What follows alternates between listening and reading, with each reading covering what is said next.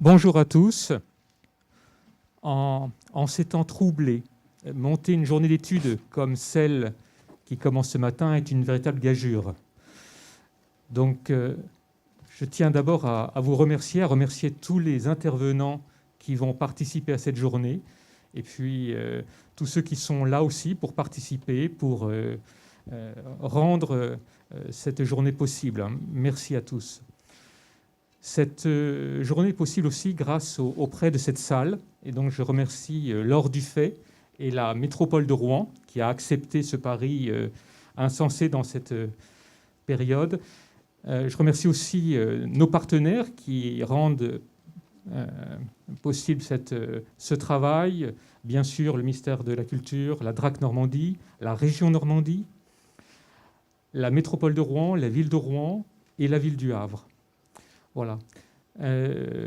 Cette journée d'études est un véritable partenariat, et c'est un partenariat qui existe depuis maintenant de nombreuses années entre le FRAC, Normandie-Rouen et les ADAR, un partenariat qui prend de nombreuses formes, des journées d'études, des colloques, des expositions, des projets, et actuellement, alors même que nous entamons cette journée d'études ici à Rouen, il y a une exposition dans le cadre de la saison graphique au Havre, qui est issu aussi de ce partenariat, voilà, avec la présence du FRAC au sein de l'Artothèque de Les Adars.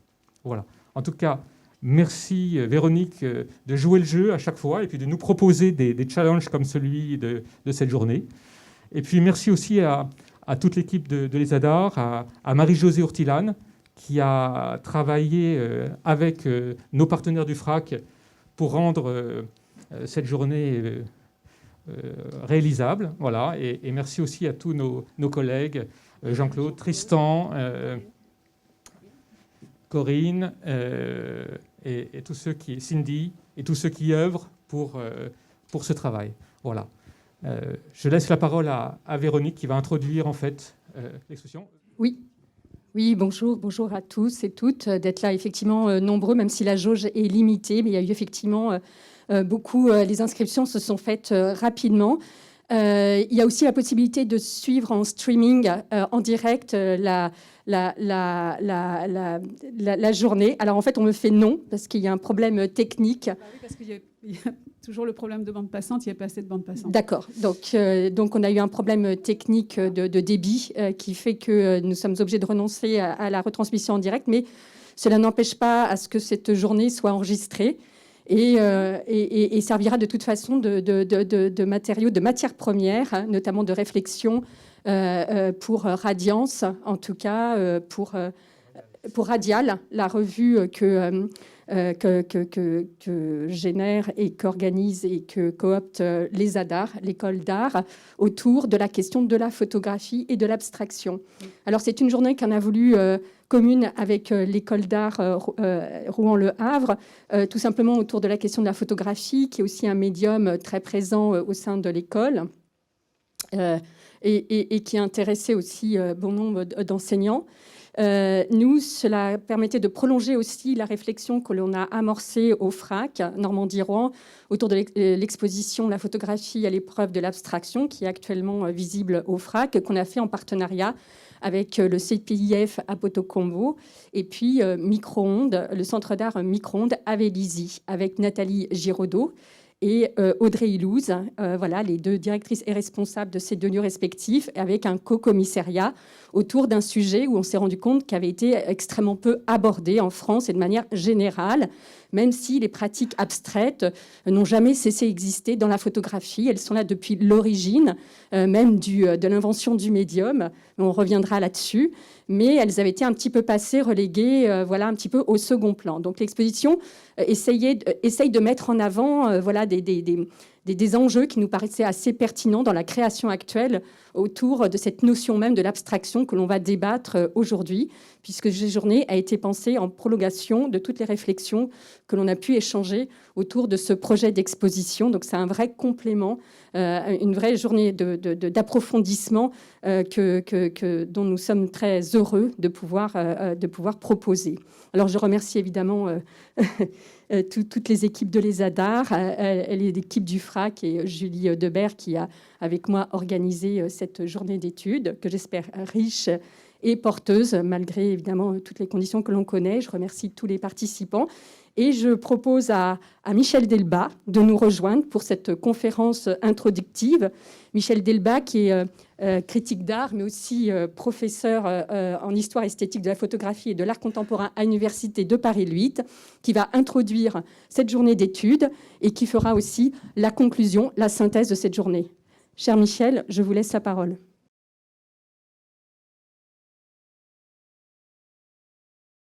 Alors, merci beaucoup. Bonjour. Je suis très impressionnée par la beauté de ce lieu. En tant qu'universitaire, on n'a pas toujours ce luxe et ce bonheur. Donc, je voudrais vraiment remercier évidemment tous les gens que je ne connais pas, à savoir donc les personnes qui ont déjà pris la parole, donc pour cet accueil, pour cette organisation, je dois avouer, qui est très très fluide. Je voudrais vraiment remercier Nathalie, Audrey et Véronique, parce qu'en fait, c'est de manière extrêmement fluide, comme j'aime bien travailler, que les choses se sont faites, puisqu'en fait, Nathalie a rencontré un de mes textes que je lui avais envoyé complètement, très simplement, que j'avais écrit en 2002, donc il y a 20 ans ou presque, sur justement cette question de l'abstraction et de la photographie. Ce texte était intitulé « Abstraction et photo, éloge du risque et goût de la résistance ». Je l'ai repris d'ailleurs parce qu'il faisait sens dans un parcours théorique depuis plus de 20 ans, dans un ouvrage que je viens de faire paraître. Mais et du coup, je me suis aperçue en travaillant sur cette introduction que je l'avais mis dans le titre, dans un chapitre qui s'appelle « L'art disruptif » par rapport à la photographie.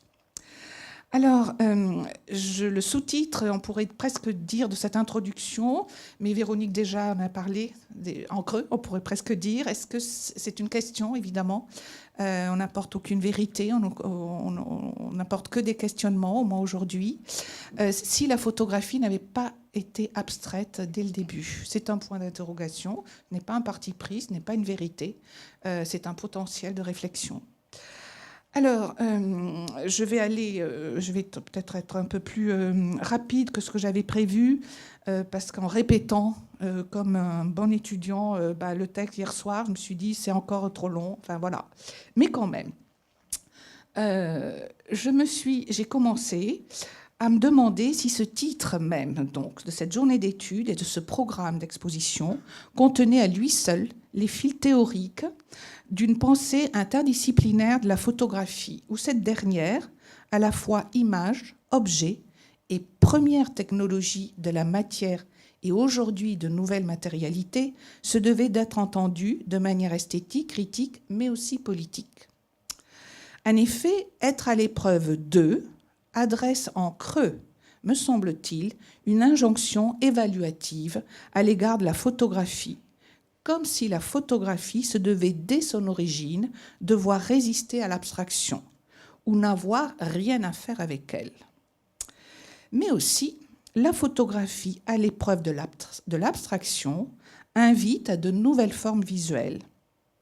Alors, objet informe, comme l'utilisait un très grand philosophe, un peu passé, à mon avis, sous silence, Jean-François Lyotard. Et sans Jean-François Lyotard, par exemple, Jean Crancière n'existerait pas d'une manière ou d'une autre.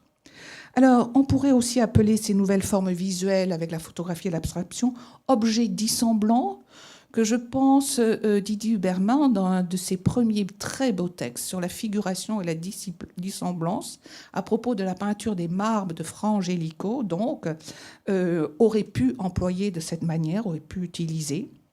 Et donc, ces nouvelles formes visuelles où la photographie, donc, pour apparaître pour certains éprouvée, c'est-à-dire mise en difficulté par l'abstraction, et pour d'autres, pourra s'autoriser à être, de manière disruptive justement, cet objet-image du réel, cette seule réalité, en parlant du réel, cette seule réalité connaissable, faite de rapports entre les choses, selon notre grand philosophe des sciences, Raymond Poincaré.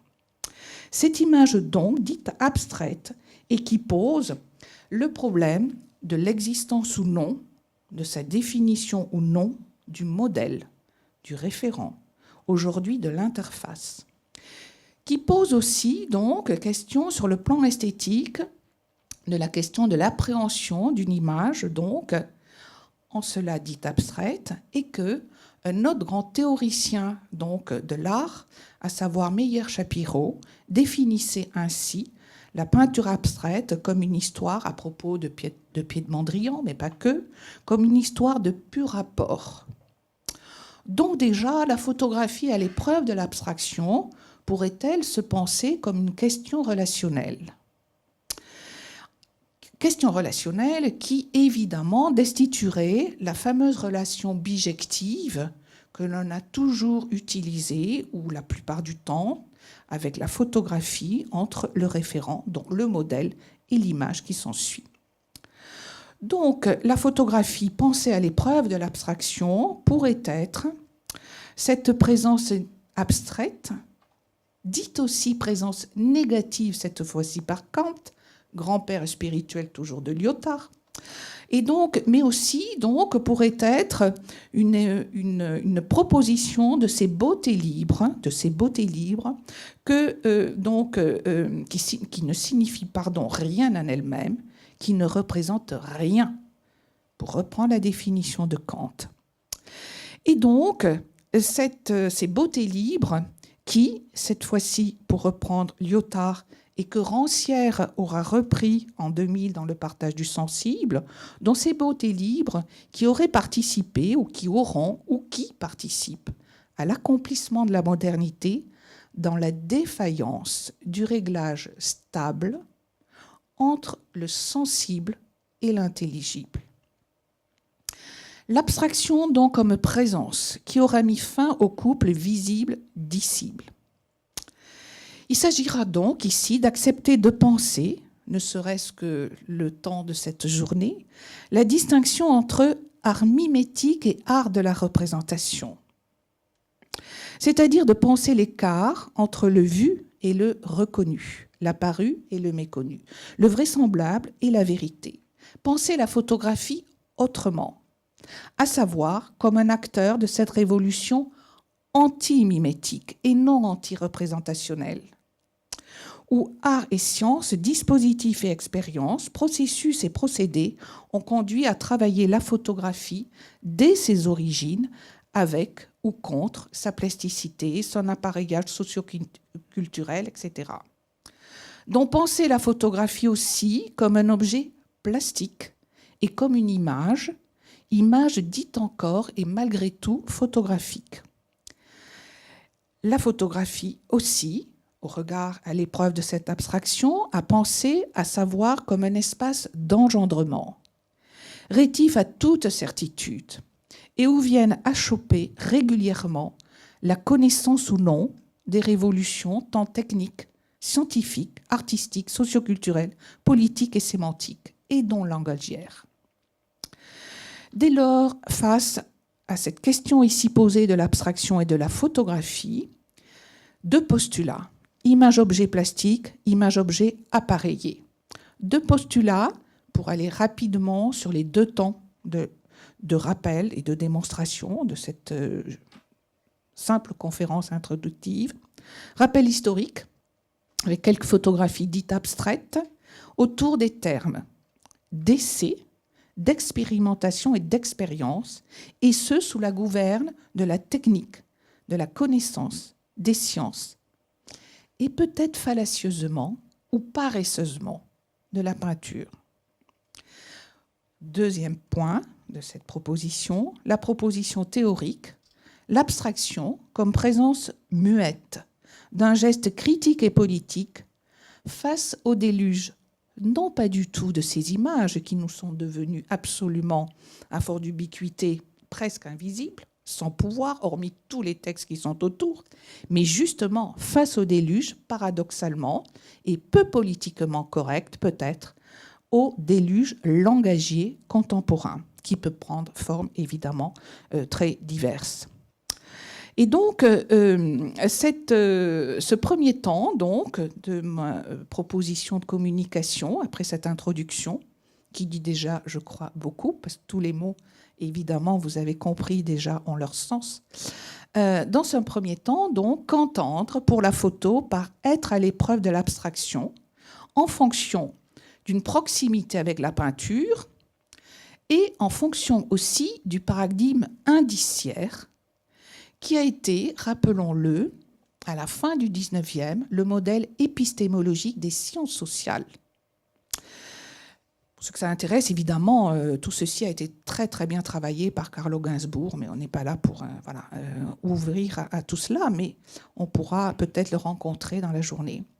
Et évidemment, ceci, au même moment, donc, ce paradigme indiciaire dans les sciences sociales, au même moment, aura été aussi l'objet de recherches de linguistes et de sémioticiens que nous connaissons la plupart, dont nous avons au moins entendu parler, donc, que ce soit de Saussure ou de Peirce, et leur fameuse théorie de signes qui allait ouvrir à la notion d'indicialité.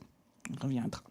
Donc, entendre ici, dans ce premier temps, pour la photo, par l'être, être à l'épreuve de l'abstraction, si ce n'est, du coup, la question de la géologie de l'image.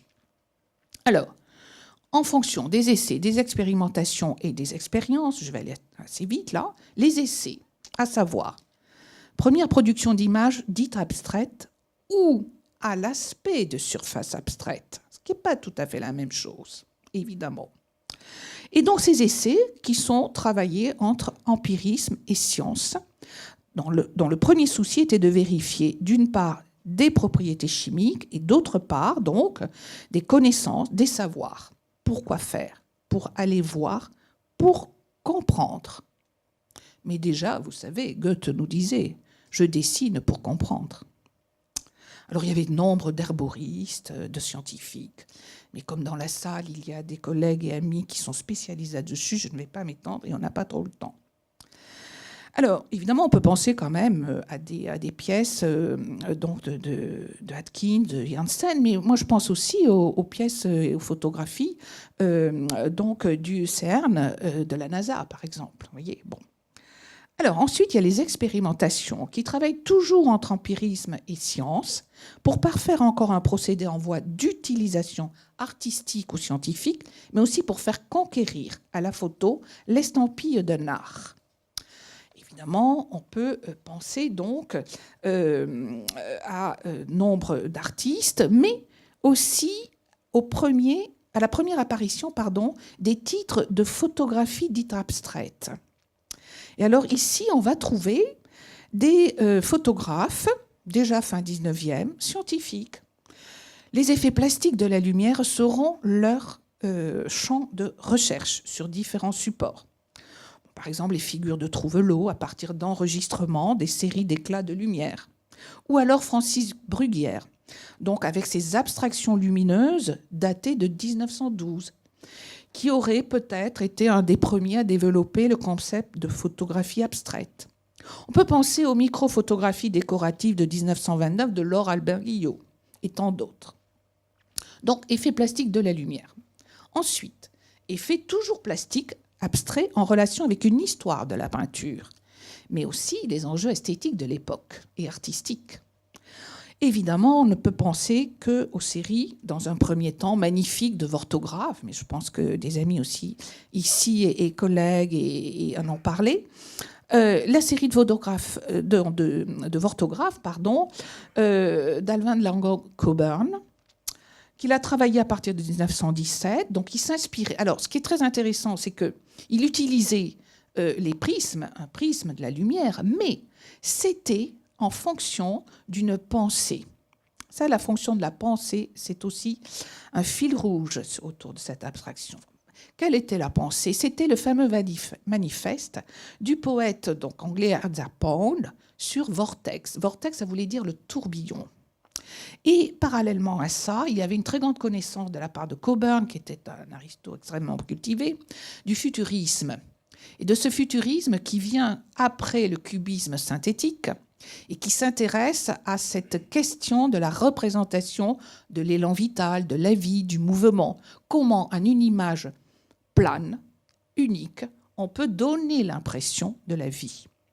Et donc, Alvin Coburn, donc, dans ses orthographes, travaille avec ça derrière. Vous voyez, il utilise le prisme, mais c'est aussi un rapport à cette connaissance, et notamment de Boccioni, de ce fameux sculpteur donc, qui a fait ce magnifique déroulé d'une bouteille, et puis l'homme qui marche aussi, qui est extraordinaire. Alors, bon, c'est un exemple parmi d'autres, mais vous voyez la relation avec la peinture qui est derrière. La pensée, si vous voulez, d'une image, d'une représentation non mimétique, justement, mais qui va dire quelque chose, ou qui va donner l'impression d'eux. Et ensuite, les effets plastiques et abstraits de la lumière sur les strates de l'image, avec la recherche de la photographie de la lumière en elle-même. Donc évidemment, on ne peut penser ici qu'à Molinagi, mais on peut aussi penser de manière absolument contemporaine, par exemple à Thomas Brumet. C'est pas du tout parce que il n'est pas du tout dans l'exposition. C'est que voilà, c'est aussi et puis d'autres artistes que je ne nommerai pas. Je ferai une petite parenthèse à la fin. Pourquoi je ne nomme personne des 3 très belles expositions. Donc c'est justement fait exprès de manière un peu déontologique. Et puis beaucoup de choses ont été écrites sur eux et dites. Donc, ceci pour les expérimentations. Les expériences, donc, ou recherches, j'appelle en conscience, avec la pratique photographique. Cette recherche en conscience, donc, bon, on peut la dater avec des chiffres différents, mais je me suis dit que quand même, l'Armorichaud, pour avoir quelques petits repères, 1913, était assez intéressant à poser. Et évidemment, dans ce rapport entre l'illusion et l'abstraction, qui était un des fils rouges de l'Armorichaud en 13, la connaissance évidemment déjà du travail de Stiglitz, qui cherchait une forme pour véhiculer une émotion, et puis cette fameuse série de nuages dans 22 qu'il commence à photographier. Et alors, je me permettrai là de citer assez rapidement un petit 2 lignes d'un passage de Stiglitz qui a été donc publié dans l'Amateur Photo de 1923. Et vous allez comprendre pourquoi je me permets de le lire. Donc, il commence à photographier les nuages. Il nous dit « Pour voir ce que m'avait appris 40 ans de photographie. Les nuages devaient m'aider à entreprendre une synthèse de mes conceptions de la vie, à montrer que mes photos n'étaient pas liées à certains sujets, car les nuages sont à tout le monde, libres et jusqu'à présent sans impôt. » C'est de Stiglitz, pas de moi. Donc, le chantre, on pourrait dire, de la dite photographie moderniste, après ses premiers pas dans le pictorialisme, se lançait dans cette magique série de nuages. À l'image, dans un premier temps, d'une série de variations de ciel bleu qu'il dénomma tout d'abord musique, puis chant du ciel, avant de donner le titre de son intention d'artiste, à savoir chercher l'équivalence dans l'image photographique de son état émotionnel. Une photographie de ciel, en soi, elle n'a rien d'abstrait, elle est même hyper et surréaliste. Juste le ciel est-il incadrable? C'est une aporie pour tout photographe, mais elle adresse le photographe à l'image de l'infini, de l'invisible, de ce que nous pouvons concevoir, mais pas voir. Cette idée du concevoir et du pas voir, c'est quelque chose aussi qui est très important, me semble, enfin du moins intéressant, à penser avec cette photographie à l'épreuve de l'abstraction. Et qui renvoie évidemment encore vers un chantre de la peinture abstraite, à savoir, avec une autre idéologie, bien sûr, Malevich. La peinture abstraite, son carré blanc sur le fond blanc. Et que disait, par exemple, Marie-Josée Monzin à partir de Malevich et de la notion d'icône à ce moment-là? Et je reciterai rapidement Monzin. L'image de bois, l'icône, une peinture de cire qui montre le corps de Dieu, etc. L'icône pose la question de la relation d'objet et des formations imaginaires qui s'y greffent pour que cet objet devienne objet de désir et objet de pensée. Objet de désir, objet de pensée que l'on peut retrouver dans des photographies avec un rapport encore métaphysique sur le temps, entre l'indicible relation entre la réalité et l'abstraction, sous, par exemple, les marines de Sugimoto. Mais, sur le plan didactique. Revenons sur le plan de la conscience, donc. Prenant le processus comme sujet de ces images et dévoilant le potentiel abstraction de la photographie, on ne peut pas évidemment omettre le travail de Hugo Mulas. Alors d'autres spécialistes, je crois, ici sont aussi avec nous, dont je ne m'éteindrai pas, mais quand même, le potentiel d'abstraction donc, de cette photographie aura été évidemment manifeste par quelqu'un, un photographe, comme Stiglitz, rien à voir, mais en même temps tous les deux, qui voulaient comprendre avec quoi ils avaient fait de la photo pendant 20, 30 ou 40 ans.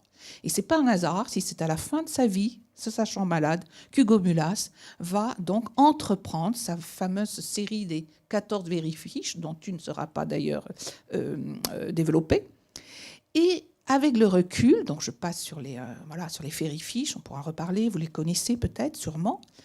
Mais avec le recul, on se dit que déjà dans les années 70-72, Mulas répondait, sans le connaître, je pense, à un très grand théoricien et philosophe de la technique, Gilbert Simondon, qui en 1958 disait « Toute opération technique sera l'expérience de la genèse de toute création ».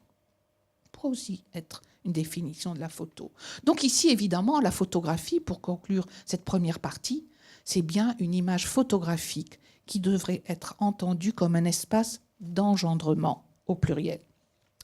Dans un second temps, donc, qu'entendre par épreuve à l'épreuve de l'abstraction, en s'intéressant maintenant, non seulement à la géologie de l'image, comme on vient de le faire rapidement, mais à la géologie que j'appellerais processuelle et fonctionnelle de l'image, dite encore photographique. Qu'est-ce qui s'y fait toujours ? Avec, contre, malgré la nouvelle plasticité. Plasticité élargie, augmentée, diffractée, pour reprendre des mots un peu à la mode que l'on retrouve dans tous les médiums. Mais la plasticité de quoi ? La plasticité d'un nouvel index, qui est le fichier numérique. Mais je sais aussi qu'il y a des spécialistes, dont je m'arrêterai là. N'empêche que on peut se dire qu'on a ici un changement de conception de la boîte noire, du paradigme social qui s'y accole, bref, qui augure donc une pensée d'un geste politique qui interroge nos nouveaux rapports au monde, à l'autre et à la nature. Alors, deux petits points dans ce second paragraphe, ce second partie théorique qui m'intéresse de rappeler, à savoir autour de l'abstraction, de l'utilisation de ce terme même, dans si peu, comme Véronique l'a rappelé aussi, si peu de travail théorique à partir de la photographie autour de l'abstraction. À savoir, quelqu'un qui a été aussi un tout petit peu mis de côté, dommage, Henri Vanlier, donc philosophe indépendant, c'est sûrement pour ça, peut-être qu'il est à côté, à la pensée curieuse, proche de celle du savant, et qui sera intéressé à la morphogenèse, entre autres, de l'image photographique. Et Vanlier, dans son ouvrage La philosophie de la photo en 1983, consacre un chapitre sur l'empreinte abstractive, où il décline les différents types d'empreintes que la photographie, dans son procédé d'abstraction, au sens d'opération physico-chimique, donc, enclenche. Et il nous dit, pour que ça soit un tout petit peu plus évidemment évocateur, je le cite, « Les photons qui emprègnent la pellicule sensible proviennent de sources lumineuses situées dans un certain volume, la profondeur de champ, distant de l'appareil, ce qui crée une première abstraction. Ce volume distant se définit à partir d'un plan où les photons réfléchis ou émis ont la meilleure différenciation sur la pellicule. C'est le plan de mise au point repéré statistiquement dans le résultat et qui crée une seconde abstraction. » C'est un texte de 83, mais quand même penser l'abstraction dans ce sens-là aussi précisément, je trouve que c'est assez intéressant au regard de ce qui est montré aujourd'hui par des jeunes artistes. Deuxième personne, deuxième grande personne que nous connaissons tous, Rosalind Krauss. Voilà, je ne reviens pas évidemment sur son fameux texte, note sur l'index, mais quand même, je reviens non pas sur cette définition que l'on connaît tous, comme quoi la photographie est le résultat d'une empreinte physique qui a été transférée sur une surface sensible par les réflexions de la lumière. La photographie, qui serait donc un type d'icône ou de représentation visuelle qui a avec son objet une relation additionnelle. Encore une histoire de relation, mais pas la même. Et donc, Rosalind Krauss, qui consacrait, et là, j'ai relu quand même ce texte pour venir vers vous ce matin, je me dis, mais il y a quand même beaucoup de choses qui ont été passées sous silence dans l'analyse de cette note sur l'index, parce qu'elle consacre la moitié de ce texte à la photographie comme modèle de l'abstraction. C'est le second grand chapitre de ce texte paru en France en 1977, en revue Macula. Et elle y analyse quoi dans ce second chapitre? Eh bien, la notion d'index, certes, chez Peirce, mais elle fait revenir une des définitions de Peirce qui est passée sous silence, la notion d'un index qui peut être une image mentale chez Peirce lui-même. Et donc, elle fait revenir dans l'index une notion donc, qui a été aplatie par beaucoup de travail sur ce texte. Elle fait revenir la notion originale chez Peirce et ambiguë, il faut bien le reconnaître, une partie que l'on pourrait appeler phénoménologique de l'index. Et c'est là qu'elle prend appui pour penser la notion d'index, donc comme avec la photographie comme modèle de l'abstraction. Elle prend donc comme analyse les artistes qui ont exposé au Pissarro, là à l'époque donc de son texte. Et donc dans ces artistes, il y a évidemment une performance de danse de Deborah Hay, il y a Mata Clark, il y a Liuzzo Pozzi. Et donc, elle nous dit, je la cite, « La photographie est devenue progressivement pour l'abstraction picturale le modèle opérant. En effet, que la photographie soit le modèle pour l'abstraction implique une extraordinaire mutation. Et sa démonstration s'appuie, je vous le donne en mille, sur Barthes. Mais le premier Barthes, celui qui en 1964, donc, nous pensait la photographie comme un message sans code. Et elle fait le rapport donc théorique entre l'index peircien, image mentale, phénoménologie, et le message sans code. Et elle fait l'analyse de ces œuvres qui sont des installations pour la plupart ou des performances, des œuvres qui seraient des messages sans code et qui seraient un événement, une présence. Et c'est bien aujourd'hui ce qui pourrait donc nous intéresser dans cette idée donc de la présence que convoque donc nombre d'artistes qui travaillent avec la photographie et la notion et la pensée de l'abstraction. Et donc cette notion du silence aussi de la photographie, c'était une notion déjà critique et salvatrice que Baudrillard lui-même donc développait en 1999. Ce silence de la photographie qui nous protégerait là du coup du déluge de la communication, du bruit, et donc qui se substituerait donc à ce déluge, ce nombre. Et il nous dit substituer à l'épiphanie triomphale du sens l'apophanie silencieuse de l'objet et de ses apparences. Et c'est bien de cela qu'il pourrait s'agir aujourd'hui, donc avec la photographie et l'abstraction.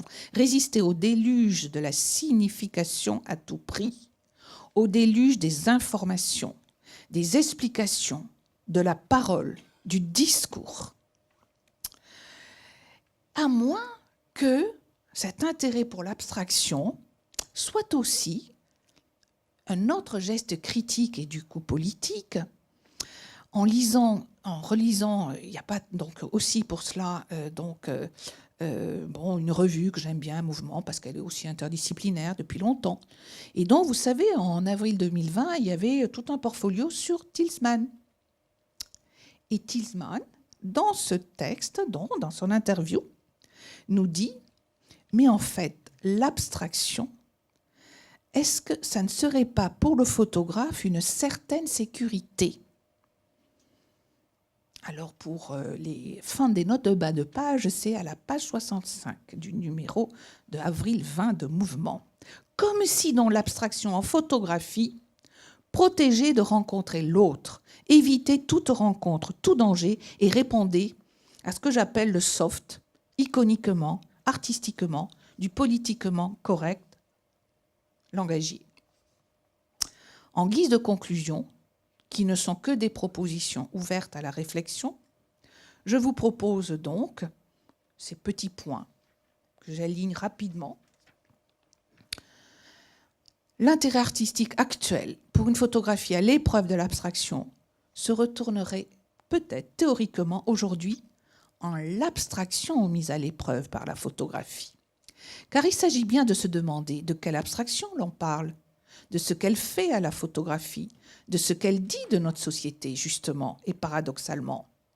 Non plus de l'image devenue insignifiante à force d'ubiquité, mais peut-être de la présence surexponentielle du mot. Alors la photographie mise à l'épreuve de l'abstraction ne porte-t-elle pas plutôt le retour vers le sensible, vers le contact brut et universel, face à un réel qui n'est pas le réel, face à un réel qui est justement donc une partie de ces nouveaux langages visuels, et ce au détriment de l'intelligible.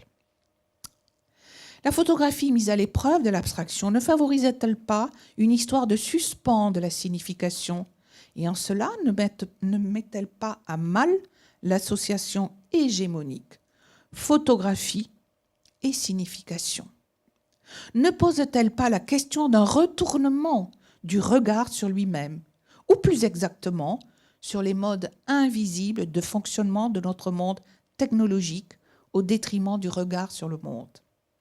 Alors l'abstraction mise à l'épreuve par la photographie est peut-être plus un acte politique et critique qu'une simple affaire de matière et de nouvelles matérialités. Et la photographie mise à l'épreuve de l'abstraction, je finis ainsi, est peut-être l'occasion attendue de revisiter une théorie de la photographie à l'aune de cette oxymore native, comme on parle de podcast natif, entre les deux termes, et de saisir la photographie comme objet et force de pensée, diagramme pour imaginer, nouvelle glossolalie visuelle pour échanger en silence. Merci.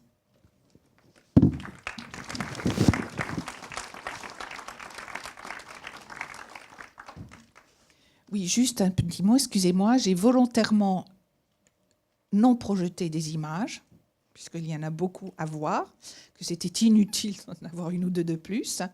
Et donc, je n'ai pas parlé évidemment volontairement des artistes, mais en même temps, je pense qu'il y a un potentiel pour que nous et vous échangiez. Merci à vous.